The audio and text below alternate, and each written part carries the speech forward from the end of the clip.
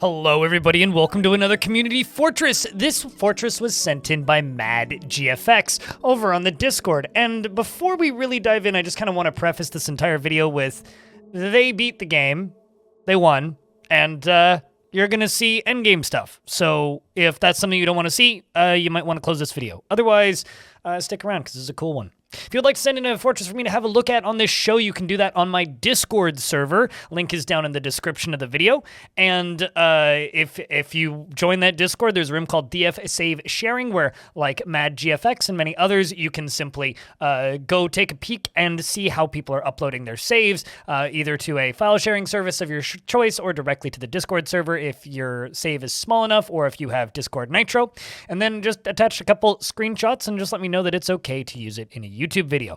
But this particular fortress, as I said earlier, was sent in by Madgfx, and right off the bat, you can see they won. This is hell. Welcome to hell. They built a tavern in hell. But how did they do that, you might ask? Well, let's jump back all the way up to the surface and work our way down. Very large population in Covervault, this here fortress, with 294 dwarves, many happy, a couple kind of pissed, but such is the way of things in the realms of the dwarves. We have many roads outside and quite a lot of different constructions. So I will do my best to get to as many of them as possible, but probably won't hit everything, to be honest, because this is quite a large fortress. There is a volcano over here on this side, which isn't doing much on the surface, and a very large animal pasture here, which is probably impacting frame rate quite a bit. They say that they run it at about 15 to 20 FPS, which seems pretty damn good, all things considered. Me and my initial test before recording was sitting at about 15 to 20 as well, but looks like it's hovering down around 10 now with OBS running, which isn't too surprising to me because this is a humongous fortress. Right here we have this little water flow, which is pumping water, and it is flowing all the way over across this little drawbridge and then down through the center of this here stairway. So I have a question. Has anybody fallen down this stairway and died yet? Because it does look kind of dangerous.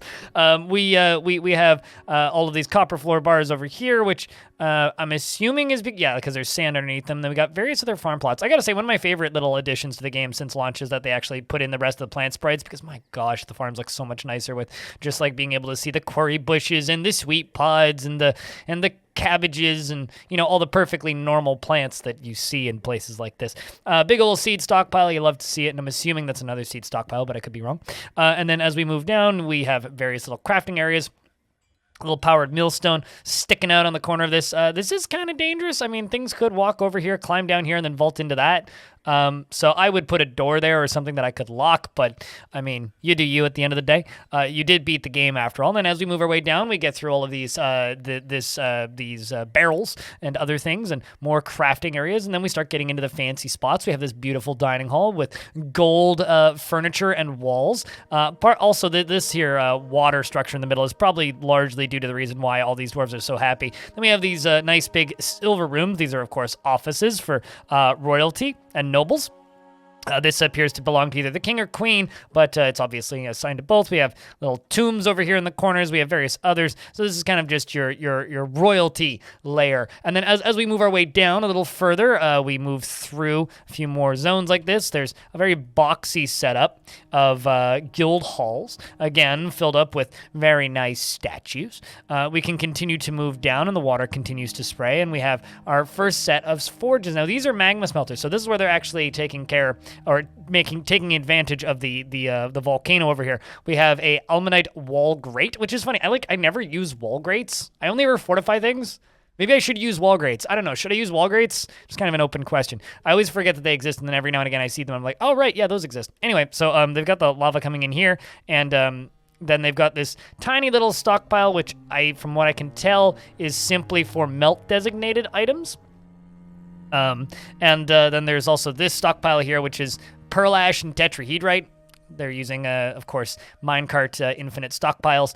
And then down here we have a very nice little set of temples with little different symbols representing each god. Big fan of this sort of thing. I wish I had enough energy to do that kind of thing in more of my forts.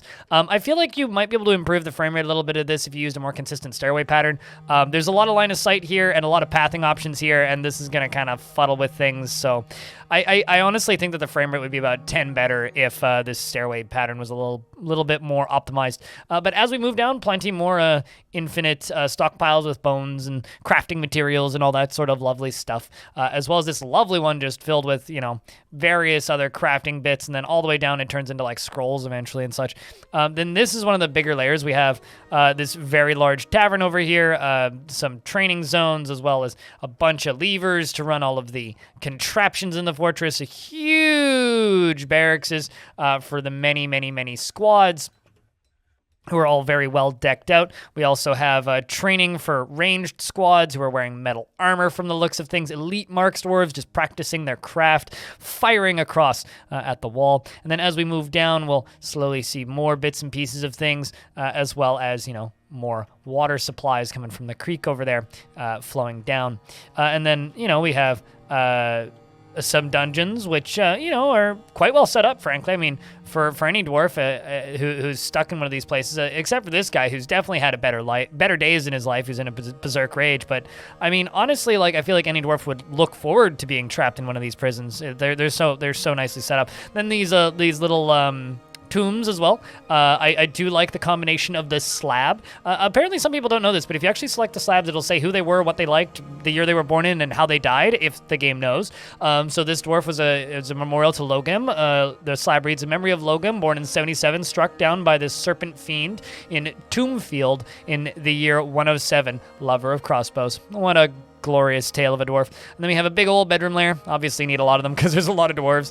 And then as we move down our way down slowly through these stairs, things get a little bit sparse for a bit. We have a big old catapult set up here. Catapults are a little silly. They're not super effective. You don't get friendly fire on them though, which is the one thing that's real nice about them, but I'm a much bigger fan of ballistas if you're going to select a siege equipment to use, but definitely not a bad little training field if nothing else.